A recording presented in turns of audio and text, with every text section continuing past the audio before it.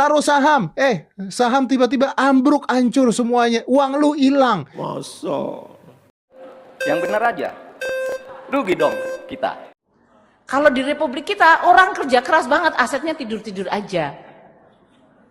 Dan saya kasih tahu juga, main-main saham itu kalau orang kecil ya pasti kalah. Itu untuk orang kecil itu biasanya sama dengan judi itu. Yang menang yang bandar, yang besar, yang kuat, ya kan?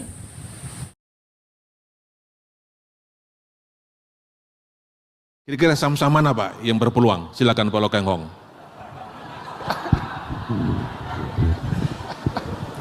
Biar ikut kaya juga kita Pak, ikut kaya juga Pak.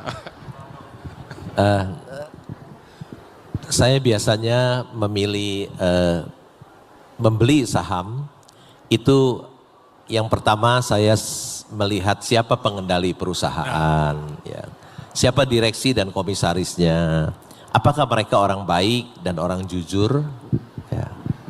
Kalau mereka bukan orang baik, bukan orang jujur, orang yang suka mengambil uang perusahaan untuk memperkaya dirinya, tentu saya tidak mau beli. Ya, jadi saya lebih fokus kepada yang mikro. Ya. Jadi kalau si pengendali, direksi dan komisaris bukan orang baik dan bukan orang jujur, saya tidak mau membelinya. Ya. Hanya orang baik dan orang jujur yang saya beli saham perusahaannya. Yang kedua tentu saja saya membeli bidang usaha yang bagus. Ya. Ada bidang usaha yang bagus, ada yang bidang usaha yang tidak bagus.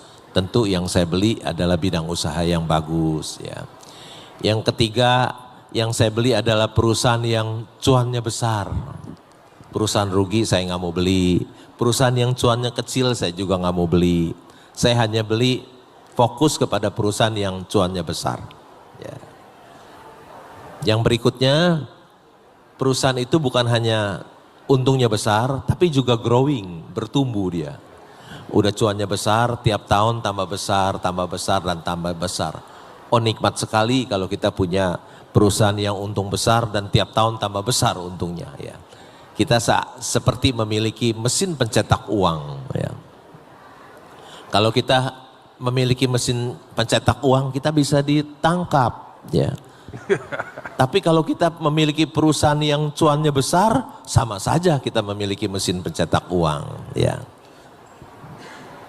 Perusahaan yang cuannya besar adanya di mana? Di Bursa Efek Indonesia tentu saja. Kalau kita bangun sendiri hampir tidak mungkin. Ya. Tidak mungkin bisa. Tapi melalui Bursa Efek Indonesia kita bisa memiliki saham-saham perusahaan yang cuannya besar. Yang berikutnya biasanya saya beli perusahaan yang valuasinya murah atau wajar. Ya. Wajar, syukur-syukur bisa dapat yang murah. Ya. Kalau meskipun perusahaan itu bagus tapi valuasinya mahal, tentu saya tidak mau beli. Ya. Biasa saya lihat dari indikator berapa price earning ratio-nya, berapa price to book-nya, yang rendah-rendah. Ya. Saya membuat satu rumus, angka 9, angka keberuntungan. Ya. Belilah saham-saham dengan price earning ratio maksimum 9 kali. Price to book maksimum 1 kali, artinya 9 kali 1 sama dengan 9. Jadi kalau ada saham yang price earning ratio-nya 400 kali, mereka mendapatkan keuntungan dari saham yang PI-nya 400 kali, biarlah dia memperoleh keuntungan itu. Itu memang tidak termasuk kriteria saya. Saya tidak iri buat orang-orang yang dapat untung dari saham yang PI-nya 400 kali begitu. Saya biasanya beli perusahaan yang bagus dan murah. Ya. Yang terakhir, tentu saja saya menambahkan dividen yield dari perusahaan-perusahaan itu. Dalam setahun membagi dividen itu besarnya berapa sih? Ya. Karena dapat dividen yang besar enak. Seperti kita mendapatkan uang tunggu. Ya, uang tunggu. Mungkin tahun lalu saya dapat dividen dari emiten-emiten yang saya miliki mungkin sekitar 100 miliar. Lumayan enak. dapat perusahaan yang membayar dividen, hitung-hitung saya dapat uang tunggu, begitu Pak Primus. Wah, luar biasa. Kita tepuk tangan lagi. Tapi rasa-rasanya pertanyaan belum terjawab Pak Lokeng Hong. Sebut 1-2 aja, saham-saham mana nih? Kan tadi umum aja. Kalau saya sebut nanti sahamnya melonjak gimana Pak Primus? Sektor aja. Sektor. Karena kalau sebut saham Ya. nggak boleh Pak sama OJK Pak, nanti saya dipersalahkan. Sama bursa juga nggak boleh. Sektor ya. Sektor. Ya. Saya paling suka dengan sektor perbankan Pak. Wah, perbankan. Paling suka dengan sektor perbankan. Ada bank yang cuannya 60 triliun.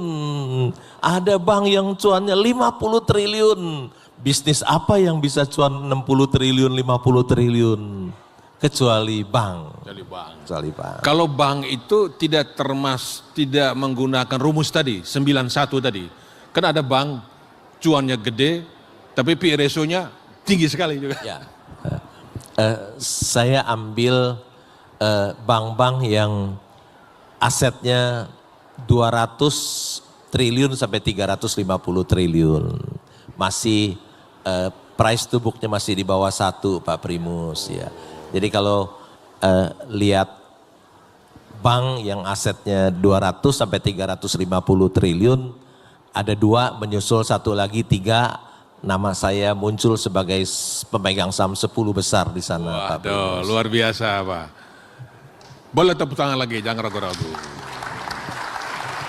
Nah, saya sendiri ada banyak pertanyaan, tapi kita dibatasi dengan waktu, harus berhenti. Kalau saham turun itu biasanya orang yang tidak tahu apa yang dia beli, dia ikut panik, dia menjual karena dia khawatir di depan akan turun lagi. Tapi bagi seorang investor yang bijak itu, dia menyikapi saham yang turun itu adalah peluang emas bagi dia. Kapan lagi dia bisa beli perusahaan yang bagus dengan harga yang murah?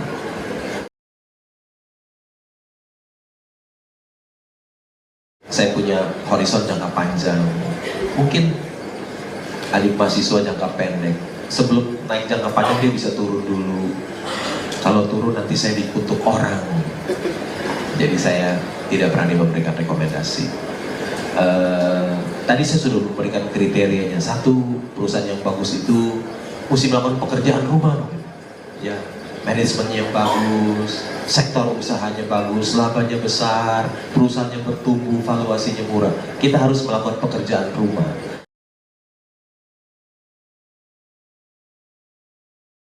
BBCA maksudnya Bank Sentral Asia ya.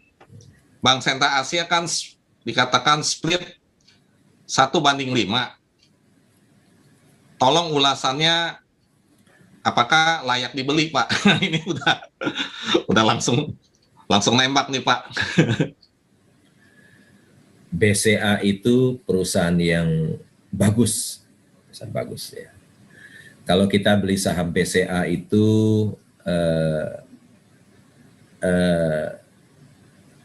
tahun 2000 ketika dia IPO, harga sahamnya 1.400. Udah di split 3 kali, ini yang keempat kali ya. Dulu 1 jadi 2, 2 jadi 4, 4 jadi 8. Jadi kalau yang sekarang 30.000, sekarang kira-kira 240.000. Kalau kita beli 1.400 pada waktu itu, sekarang udah jadi 240.000 ya. Ada keuntungan 17.000% sekian, 17.000% sekian. Jadi orang yang taruh uang di BCA dengan yang membeli saham BCA tentu lebih cuan yang beli saham BCA karena selama 21 tahun kenaikannya 17.000% sekian.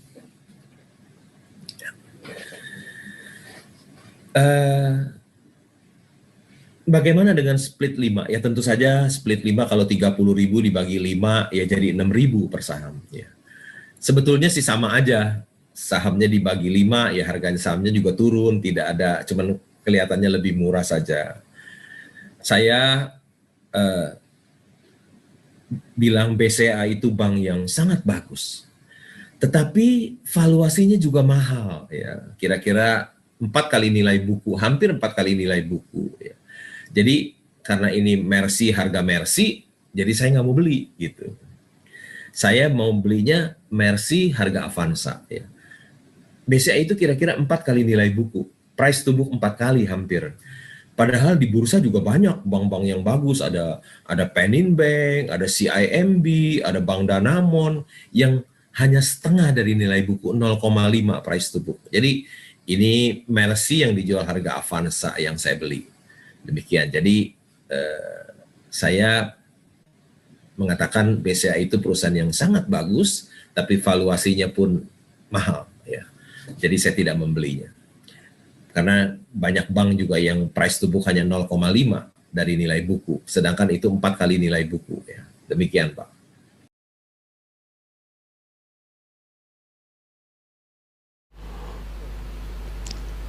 Bank itu ada, kita beli saham bank, ada asetnya, ada banknya. Saya yang beresiko tinggi, saya nggak berani beli. Hanya yang beresiko rendah, saya beli. Yang hampir tidak ada resikonya, saya baru beli. Karena aman buat saya. Silakan. Shalom Pak Long Keng Hong, saya Zoe dari SMP kelas 3. Nah, aku tuh baru kenal saham tuh baru-baru ini gitu. Saham apa sih yang kalau Keng Hong tuh lagi cicil gitu?